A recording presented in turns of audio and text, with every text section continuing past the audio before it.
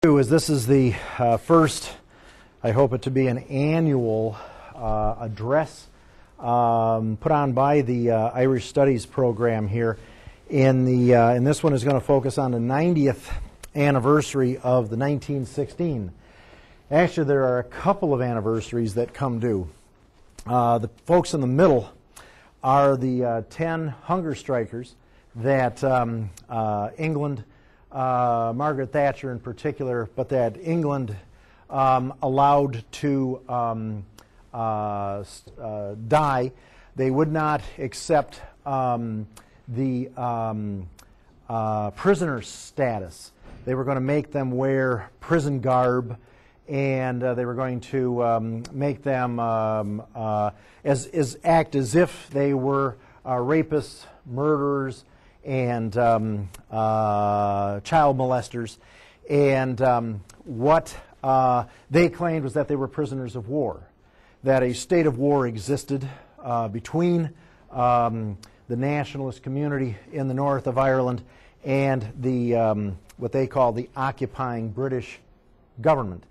And so we celebrate the, it was in 81, so we're celebrating the 25th anniversary of the, wasn't the first hunger strike, but it was probably the most notable hunger strike, as well as the 90th anniversary of the of 1916, the Rising. See, and the important thing for you to keep in mind is that it comes at Easter. What is Easter? Resurrection. It is literally in the Christian calendar, the rising. See, it's absolutely no mistake that these people chose that particular time and that particular image to present this. Patrick Pearse, just a year before, he was one of the great leaders of it. You'll see his picture here. He was at the funeral of Donovan O'Rosa, one of the leading Irish Republican Brotherhood people that had been exiled into the United States, died here. They brought his body back for a funeral. It was the largest funeral in Ireland until Bobby Sands. Here from the fellow up in the left-hand corner on the top, when he was the first to die of the hunger strikers in 81. Patrick Pearse put it this way: life springs from death, and from the grave of patriotic men and women spring living nature. The defenders of this realm have worked well in secret and in open. They think they have pacified Ireland. They think they have purchased half of us and intimidated the other half. They think they have foreseen everything. But the fools, they've left us are dead. And while Ireland holds these graves, Ireland unfree shall never be at peace. Well, you couldn't have set the stage better if you had tried. Pearse just genuinely understood that a rising was necessary for this generation. Every generation in Ireland has risen. It is, as he says, life springs from death. And classic illustration out of this generation. So what I'm going to do is start out underneath this particular picture. And I just want to buzz through. This is actually a chronology that was established by Jerry Adams, the president of Sinn Féin. And he established the chronology that's on the front side of this. So I'm simply going to go through and simply point out a few slides that will commemorate that. These first slides are taken off from wall murals as part of the Irish Studies program that we have, and I have a few brochures. You may have seen some of the posters and things around. We've got about 20 of us again this year that will be going to Ireland in June. In May, we take some coursework. And one of the new courses that is being offered is in murals. So I've spent some time going around and getting pictures of murals. And so they're not showing up particularly well, but here's one that I took in 1982 and commemorated the 1916 Easter. And again, the graves of patriotic men and women, from them spring nations. What we're going to be taking a look at is what it was sometimes referred to as the Sinn Féin Rebellion. It's a misnomer. Sinn Féin was an umbrella organization of a lot of nationalist groups in Ireland about 100 years ago. Sinn Féin was not a particular organization. It was like an interest group of the Gaelic League. It was of the IRB, the Irish Volunteers. It was a host of organizations. And what the British government labeled it then, this rebellion, was the Sinn Féin Rebellion. All of these other organizations are going to come out of 1916 absolutely damaged. The British will go after them with a policy of extermination. The only thing that survived was this very loose organization called Sinn Féin. So they get the blame, but the credit. It just depends on whether you're looking at it from the English or the Irish point of view. Now, right off the bat here, we've got back in 1169, you've got a fellow by the name of Dermot MacMurdoch, who invited in the English to settle a squabble. And this is, if you listen to nationalists, people that want Ireland to be united and a nation once again. Over on the wall, you have the representations of the 4 provinces of Ireland. You've got Ulster and Connaught. You've got Leinster and Munster. And these are the 4 basic provinces. And the one up on the left with a red hand is ultimately going to be divided up. The English are going to keep 2/3 of that province. 6 out of the 9 provinces, and they will attach it to England at one point. So it technically is part of the United Kingdom.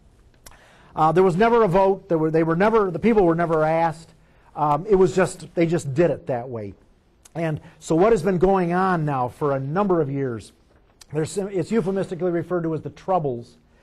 The Troubles now are trying to have all 4 of the provinces once again a nation once again. See, so it begins way back there, almost 900 years ago. And when the English came in, of course, they had to subdue the country, so they built castles. On the one hand, this is one of the things that tends to attract tourists, are all of these wonderful, wonderful English castles. They're looked on with misgivings by the local people. On the one hand, it does bring in the tourists. On the other hand, what could be more ominous and such a symbol of occupation and oppression as a castle? At the time of the Reformation, Henry VIII brought in a whole new element. They not only came in to conquer, but what they were fearful of was that foreign countries like France, like Spain, could slip around and come into England, as it were, through the back door, to come into it through Ireland. So Henry VIII took an abiding interest in it, but there was a new element that was added. He was Protestant. He had decided that he wanted to put away his woman to marry another, and the Catholic Church said, you got to have a good reason. And he said, well, she's not giving me any heirs. They said, yes, she did. She gave you a queen, a future queen, Queen Mary. And he said, but she's a woman. She doesn't count. Ironically enough, the Catholic Church stood up for women. I don't think they do it again now for about 500 years. But this was one instance where they said, no, you have a legitimate heir. And he wouldn't accept it. So he introduced a whole new issue. He wanted to make sure that England could dominate Ireland to prevent anybody from coming through Ireland into the back side of England. But he also wanted to use England to pay He wanted to use Ireland to pay for a lot of the stuff that was going on in England. So he sent in people to take over property, people that wouldn't go along. And what was the simple test? You accepted that he was the supreme head of the church. Well, Catholics wouldn't do it.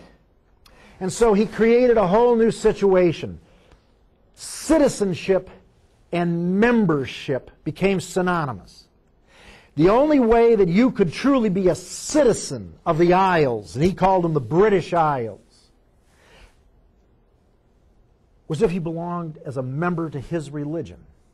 That is to say, your act of loyalty became synonymous with your act of faith. Private conscience, freedom of choice, religious freedom are gone. Did you know today you cannot be the Chancellor of England if you're a Catholic? You cannot be the King or Queen of England if you're a Catholic. They still discriminate against you if you're a Catholic. This is the UK, the United Kingdoms, the English, the British. They discriminate openly against people of Christian background but different denomination. Can you name another country in the West that does it? No. And you want to know what I find amazing? These people are our allies. You'll hear that refrain a few more times today. From across the sea, help did in fact come. 1608, or I'm sorry, actually in 1601, the Spanish forces landed at Kinsale, but they were defeated. And it was about this time that there was what was called the Flight of the Earls, that the leaders, especially in the north, up in Ulster, the forces of the United Kingdom really began to crack down, make life just unbearable for these leaders of these old nationalist Catholic families. And so they left in what was called the Flight of the Earls. And this is actually a 19th century rendition. They left their wives, they left their families, and they had to flee because things had just become so bad. The English raised their taxes. The English assassinated a large numbers of them. The English accused others of being treasonous because they went to a mass on Sunday. They had their children baptized as Catholics. So they were arrested because membership, citizenship, act of loyalty, act of faith all mean the same thing to the English. Well, in 1608, the first of the big plantations. And these are actually drawings that were taken from scrapbooks and this type of thing that some of the planters. English came over in the southern counties, and up in the north, large numbers under the new king, James I, began a plantation in Ulster. They were planters. The first permanent settlement in North America, 1500, St. Augustine's. The first English permanent settlement in North America, 1609, Jamestown. What did the English do for 110 years? They brutalized the Irish. They colonized Ireland. Ireland is the first colony of Britain. Okay? And so what happens is that they build their manor houses. Notice they look like Elizabethan, half-timbered type houses. Okay? There were times when people like Philip O'Neill, okay, chief trader of all Ireland, tried to reclaim some of this property.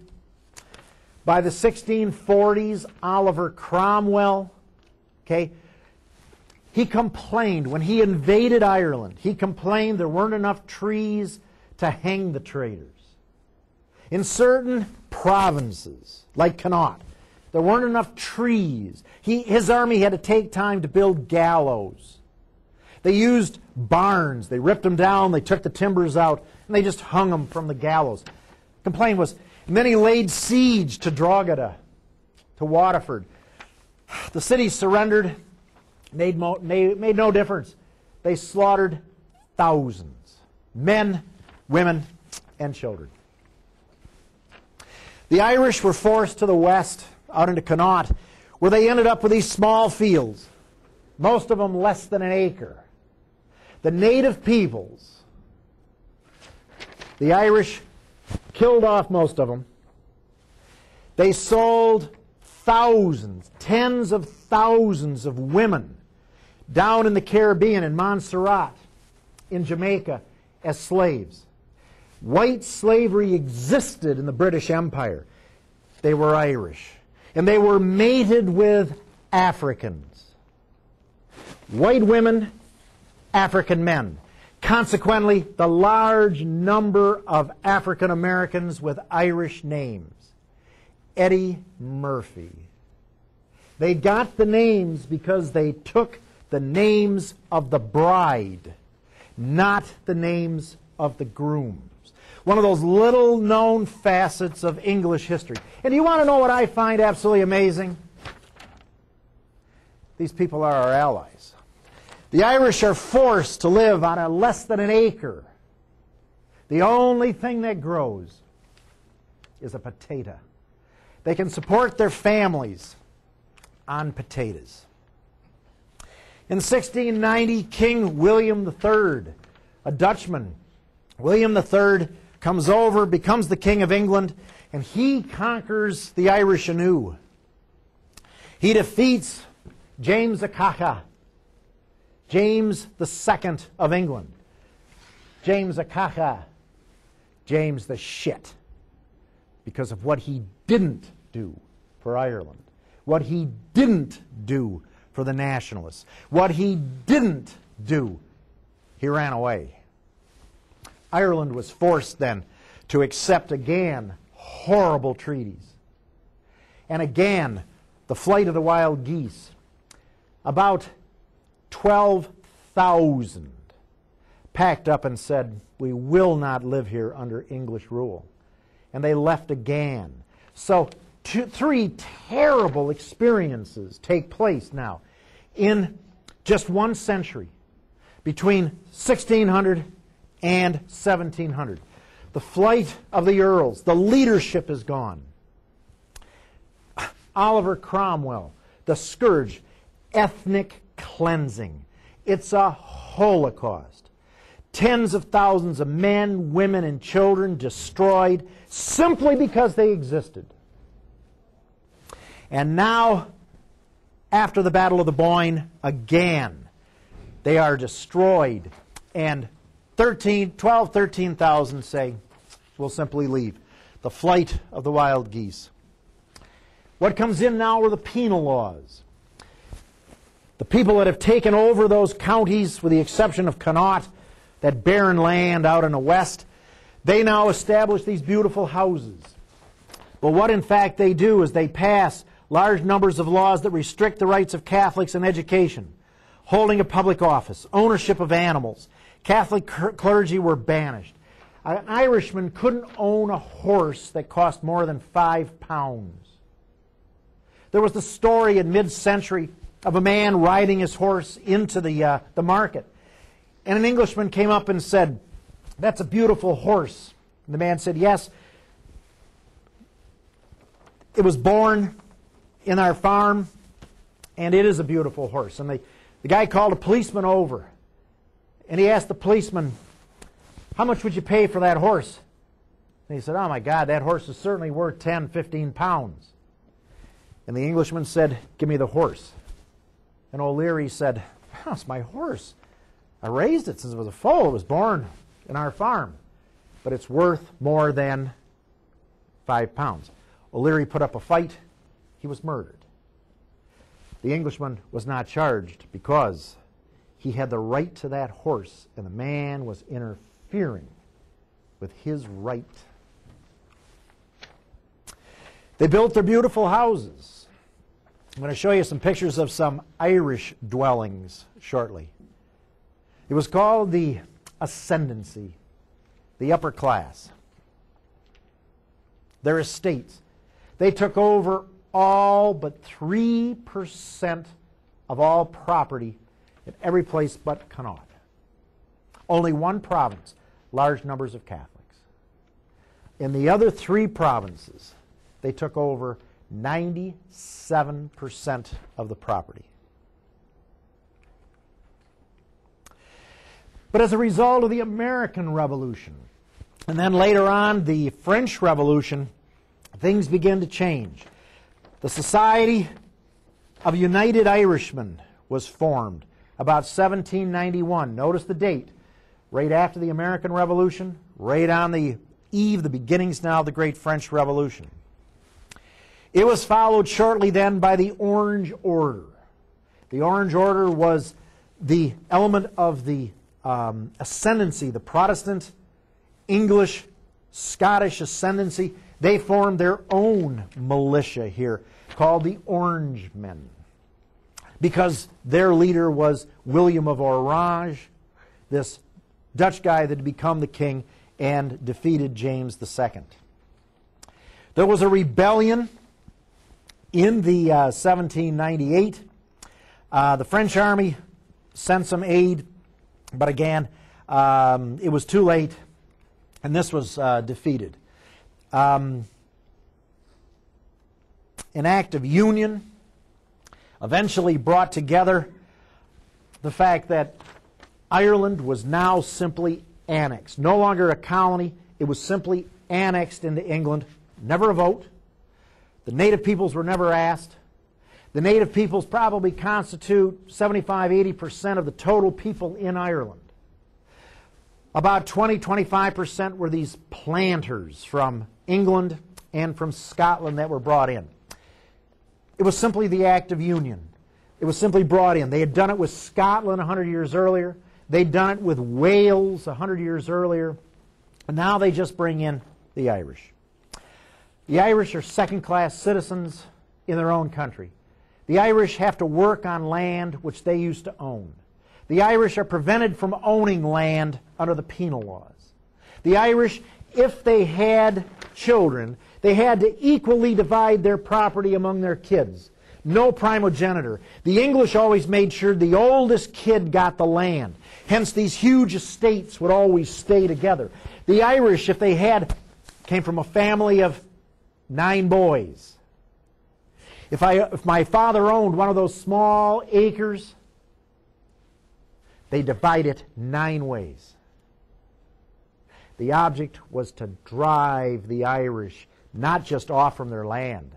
The object was to drive the Irish into the sea, to exterminate them, to eliminate them, at the least to get them to emigrate. And that's how my maternal side ended up in this country. One of the leaders, Theobald Wolfe Tone. Many of these people that are going to be leaders, and I'll point this out to you, were Protestants. They were so ashamed of what their fellow English had done, were doing, and had no intentions of changing. They will become the leaders of the rebellions. The Irish have been driven into the ground. Their leaders have all left.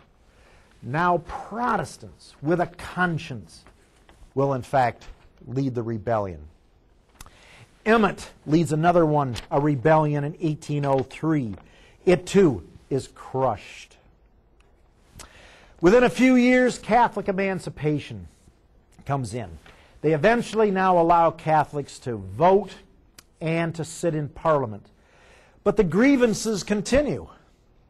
Rebellions continue. Catholic emancipation. The churches are all destroyed. The clergy haven't been allowed to come back and to lead the families for years.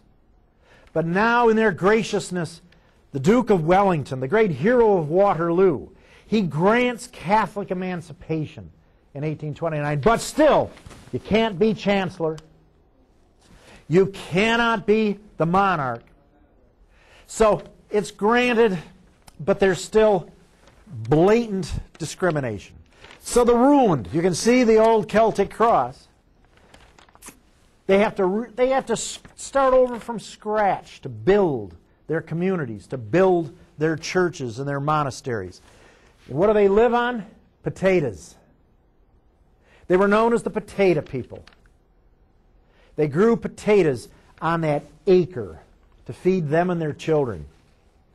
And eventually a blight came.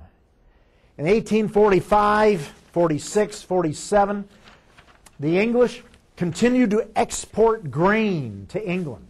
They continued to export cattle to England.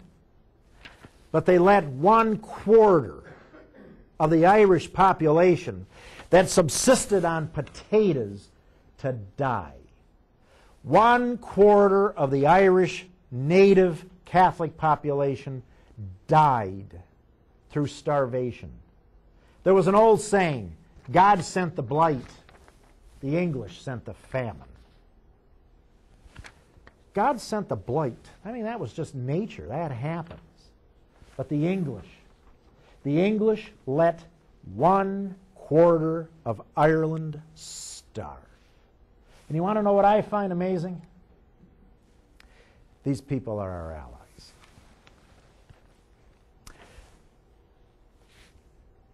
The starving people come to the workhouse, the poorhouse. But again, by the 40s, the 1840s, things begin to stir young Ireland. The people still queued up. They simply had to get away. But rebellions happen again in 67. Rebellions happen again in the 60s. Stevenson starts a group called the Fenians. Go way back 1,000 years earlier to Finn Cooil, kind of the prototype of what we know as King Arthur in Wales. But it was Finn Cooil, from which you get the Fenians. Okay? It was a secret organization. It was also known as the Irish Republican Brotherhood. Okay? They began to organize, but many of them had to flee. Many of them had to leave, so they came to the United States.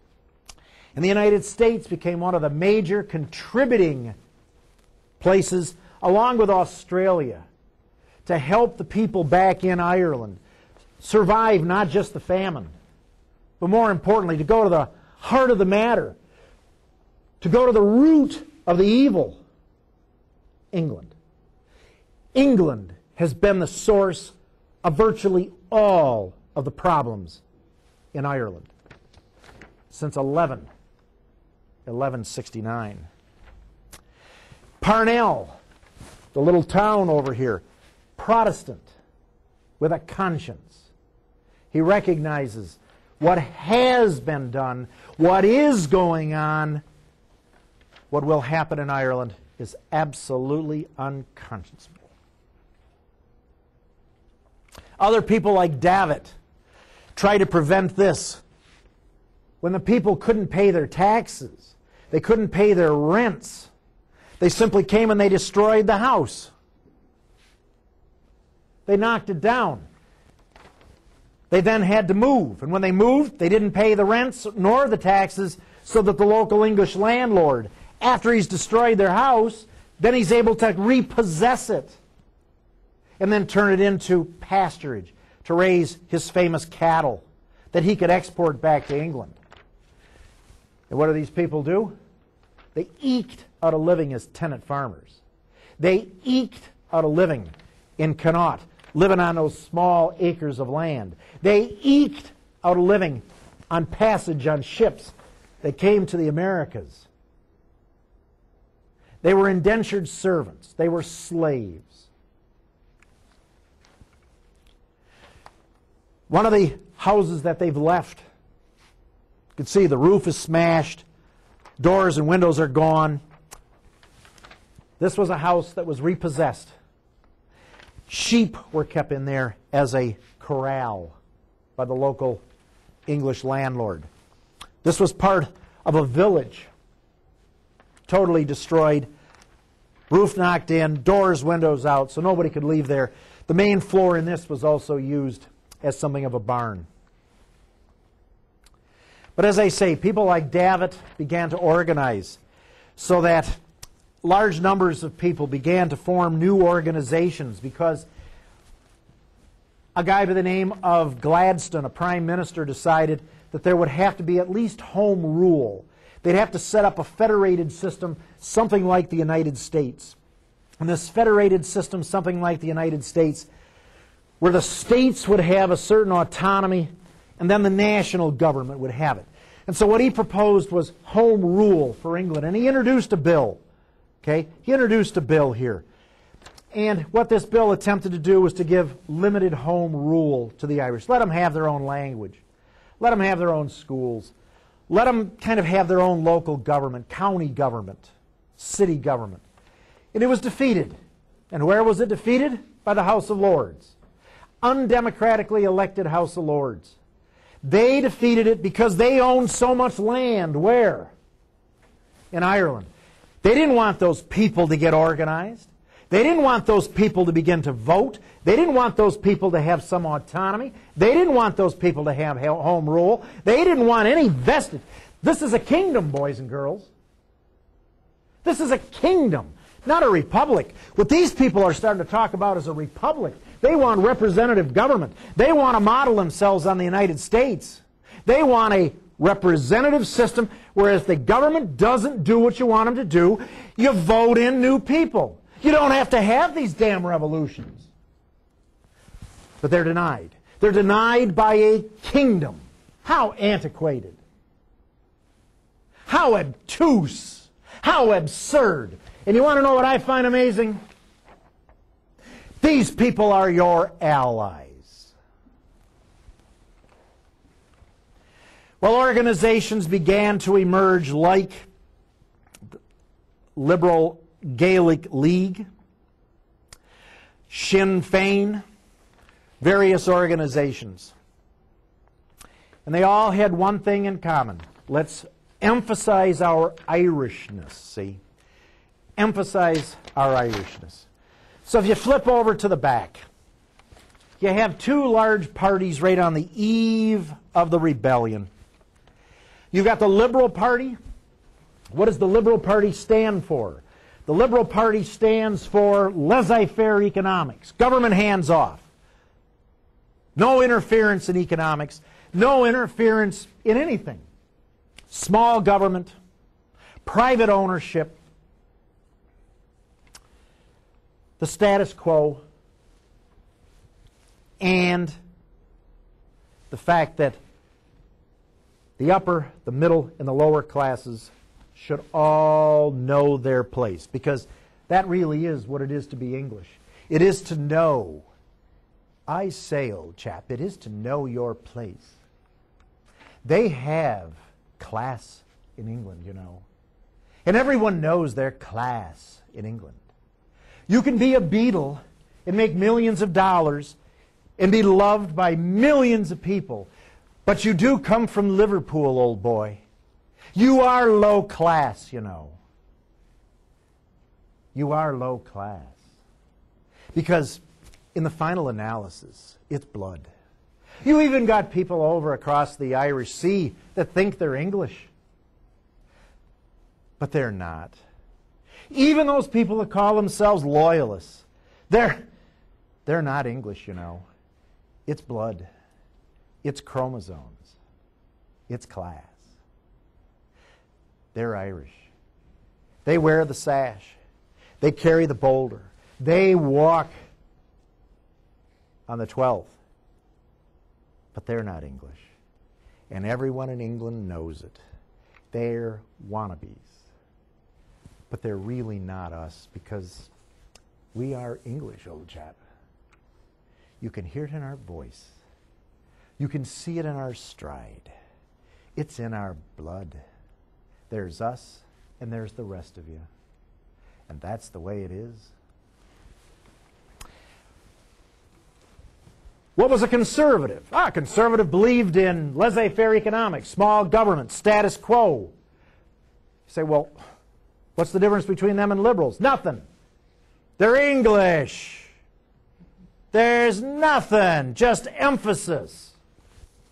The Liberals kind of took under their wing the new emerging labor peoples. The English took under their wing some of the Irish who aspired to home rule.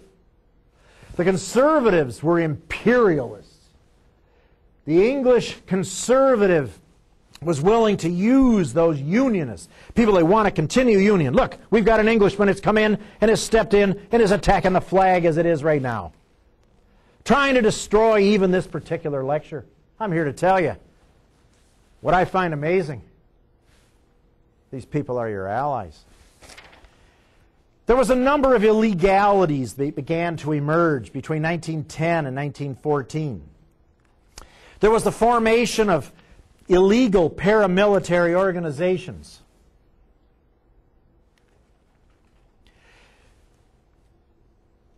Contracting and receiving arms and ammunition from foreign governments. The establishment of a provisional government to replace British rule. Very specific plans and concrete plans for an insurrection.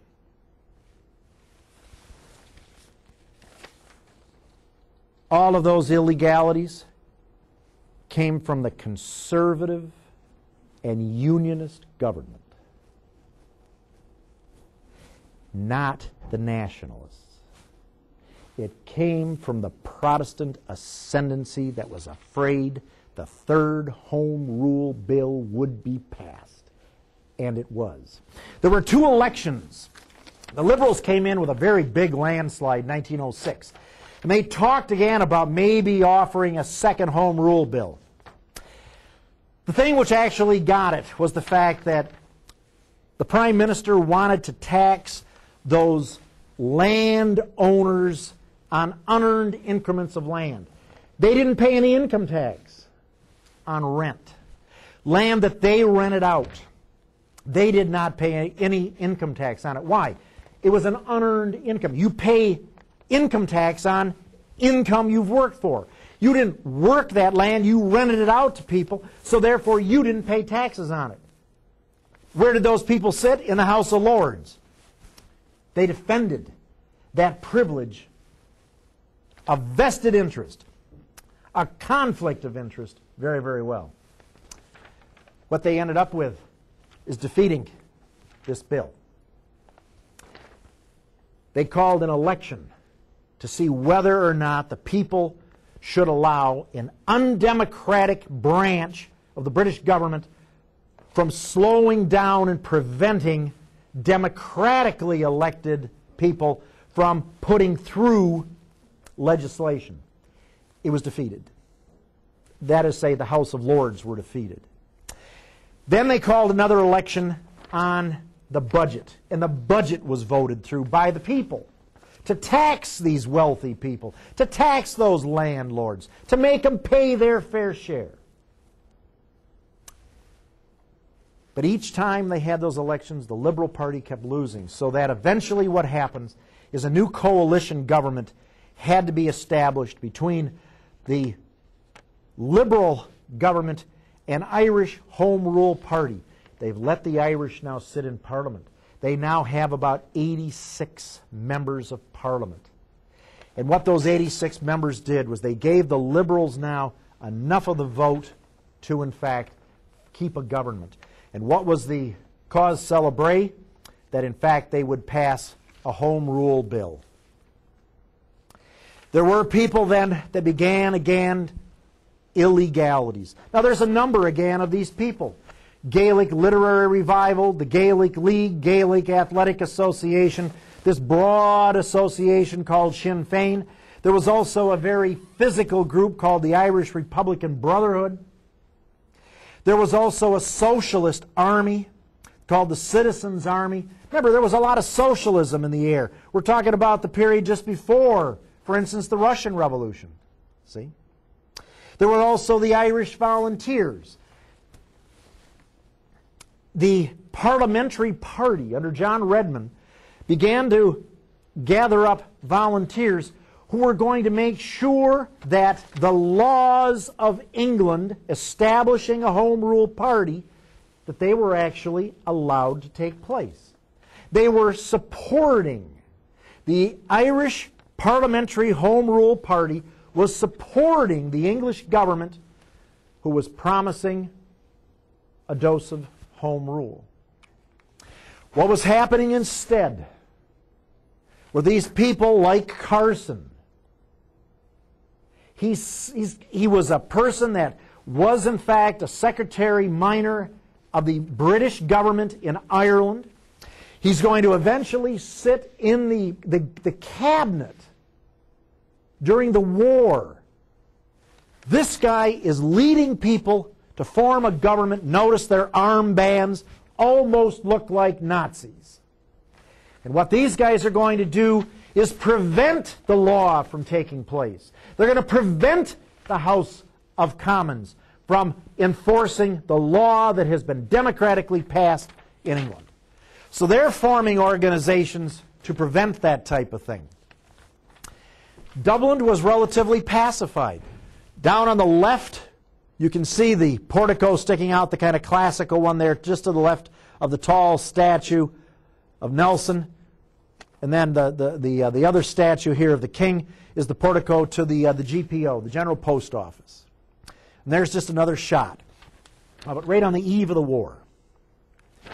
Well, Redmond, he's formed these volunteers to keep the English government, its new policy of home rule, to keep it on board. So they begin to form, Ian MacNeill, the form of the volunteers, the Irish volunteers. They hardly look like a subversive group. They are simply there to make sure that the laws that are going to give them home rule, a piece of independence, are going to be upheld. The problem is that up in the north, there's the Ulster volunteers that are now being subscribed to by Carson, F.E. Smith, a host of others, Protestant militia that are armed, that have gotten arms from Germany. They are there to prevent this from happening. This is the Citizens' Army, the Socialist Army in Dublin that wants to protect the people. Eventually, in the South, the Irish volunteers also get... Remember, we're right on the eve of the First World War. And so the Germans are supplying whoever is against the English. They supplied the North, the Ulster volunteers. Now they begin to supply the Irish volunteers with arms. Kind of a ragtag group. Not much of an army. There's a mutiny because the English army will not attack, will not enforce the Home Rule Bill. Carson, how'd you like to wake up in the morning next to that? What a puss. F.E. Smith, another one of the leaders of the conservative government. Bonar Law, who eventually becomes Prime Minister of England, is supporting the Protestants in the North against Home Rule, which is passed democratically. The Army is not going to... They mutiny. The Army says, no, we will not enforce the law. But who is going to be blamed for the rebellion? The Irish Republican Army. This is the Irish Republican Army of Kerry. A real threat. They look like any of those guys. Could be your neighbor. Could be a father, a brother, a son. All they wanted to do was to stick up for Ireland. All they wanted to do was at first simply enforce the rules. When it became obvious the rules were not going to be enforced, they rebelled. The Irish Republican Brotherhood under the likes of Pearse, vicious-looking revolutionary, right? He was a headmaster of a school. They publish the document, The Republic of Ireland, Easter Monday, 1916. They say, look, if the English government passes Home Rule and then they're not going to enforce it, if they allow the ascendancy, the Protestant landowners up in Ulster to, in fact, defy the law, the army won't enforce it. We have no option except to rebel. And so Connolly here and his citizen army joined. They thought they were going to have thousands. But there was a screw-up on the orders that went out. And what happened is people like Plunkett showed up. And people like Sean McBride, who had gone off to work with the Boers, who rebelled against the English down in South Africa. This was the Chicago Brigade. Sean is right there in the middle with the white hat. These were Irish from Chicago that showed up to fight for the Boers against the English for independence. By the way, the Boers are all Protestants. They're Calvinists. The Irish Catholics showed up to help. The Irish Catholics do not associate membership, citizenship, act of faith, act of loyalty. That comes from the English, and I'm here to tell you it's still there. I say, old chap, it's in the blood. Roger Casement. The leaders of the Irish Rebellion, the Irish Republican system. Today you'll find murals that not only hail those brave men and those brave leaders. Instead of thousands, hundreds showed up because of a screw-up in getting the word out. Hundreds. Not thousands. Hundreds. And they're slaughtered now by the English army. But there were lots of women. And the Irish Republican Army has never forgotten the role of the women. One of the leaders that survived was Michael Collins. And Michael Collins was one of the guys that ultimately is going to get independence for Ireland. This is the flag which flew over the GPO for almost a week and signaled the Irish Republic. Patrick Pearse had to surrender because the English showed up with howitzers and machine guns and mortars, and they are going to literally destroy the Irish Republic. Here is a group surrendering. They wanted no more damage. You can see the machine gun there in the middle. This is the GPO. They absolutely destroyed it. The British Army that was fighting in Flanders and against the Germans, this is what they did. If you saw the opening to the movie, Michael Collins, you saw that was the building that was featured in it. This is downtown London. The IRB, they took about 5 buildings. When the English came up, they simply systematically destroyed whole blocks of a beautiful old city. Most of the buildings were not occupied. They simply destroyed them. It looks like something in northern France. It looks like parts of Belgium. They were so proud. There's that flag. They ripped it down and they began to cut pieces off from it as souvenirs of crushing that Irish rebellion. Virtually all of the people in that picture were put up against a wall and simply shot. Executed. One of the few leaders that wasn't was De Valera. And it was because he had the fortune of being born in the United States, and therefore, by virtue of being born in the United States, he was a U.S. citizen. Most of them were marched off. They were put into prisoner of war camps, which the English called, adaptly enough, concentration camps. England invented the concentration camp. They first used it in South Africa against the Boers. Then they used it against the Irish in 1916. They guarded Dublin like an occupied city. Some were marched off simply to be shot. Others were sent off then to the prisons. You can still go to Mountjoy Jail. All of these people, the ringleaders, were executed. Others simply languished in prison. The very spot within Kilmainham Jail where they put them up against the wall, if you see the movie Michael Collins, some of them were so badly wounded they simply put them in chairs. Just shot them. Some of them had broken limbs, badly wounded, executed. It's now a museum. You can go there. The cells.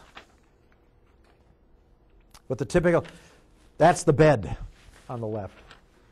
By the way, Long Kesh, where these men were kept, looked exactly the same. A light bulb hanging from the top. Michael Collins, 1, 2, 3, 4, the fifth one from the right in the back. The eventual leader of Ireland. This was where they made him come and make big rocks into little rocks. The stone quarry yard at Kilmainham Jail. Our Legion of Honor. Okay? Portland Prison, Michael Davitt.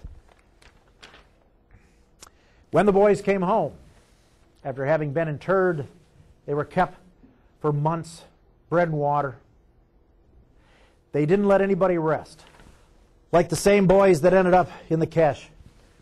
They learned the Gaelic language. They studied Irish history. They learned about the English occupation. They learned about English duplicity. Indeed, a member of the civil service, the English civil service, I think it put it most aptly, a guy by the name of Thomas Markham. The British system was based on, 1, the grasp of human weakness and vanity. Number 2, a correct appreciation of the value and use of duplicity. And thirdly, a clear conception of the truth that success in governing depends on well-contrived antagonism in the economic and social structure of the state. The English were duplicitous, which they still are. They play off one group against the other, which they still do. And you want to know what I find absolutely amazing? These people are your allies. The first Doyle, it met in 1919. De Valera, Collins, Erskine Childers, the survivors of 1916 established a Doyle. It was absolutely illegal. When they were elected, they simply said, we're not going to go to England, to the English Parliament. We'll meet here in Dublin. They simply set up their own government. The English went nuts. In conclusion, let me simply say, Ireland was the first English colony. The Irish colony was the first to rebel. They encountered failure after failure after failure. The United States of America, the 13 colonies, were the first colonies to succeed in breaking away from English rule. But the Irish in 1916 started a program where they were the first part of the UK to secede. They did what the Bruce and Wallace could not do in Scotland. They did what Llewellyn could not do in Wales. They are still part of the UK. But 26 counties, 26 of the 32 counties ultimately achieve independence. Nobody did that. The 13 colonies seceded from the colonial system, and the Irish, of which 1 out of every 4 European-based American citizens can take pride in the fact that they retrieved their own country back after having been part of the UK, not just a part of the colonies, just not a part of the British Empire, a part of England, of the UK. And as I tell all of my students, there is nothing great about Britain. With a record like they've got, with a record like they have, the great only appear great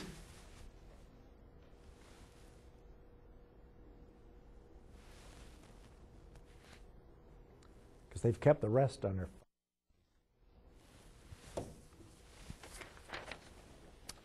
Yeats, the great poet. I write it out in verse. MacDonagh and McBride, O'Connelly and Pearce. Now in time to be, wherever green is worn, are changed utterly. A terrible beauty is born. You've got your shirt on. What it stands for. I've got it on my pin. Our day will come. The last 6 counties will join the 26 in the South.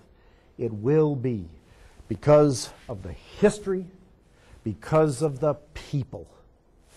It will be a nation once again. I thank you.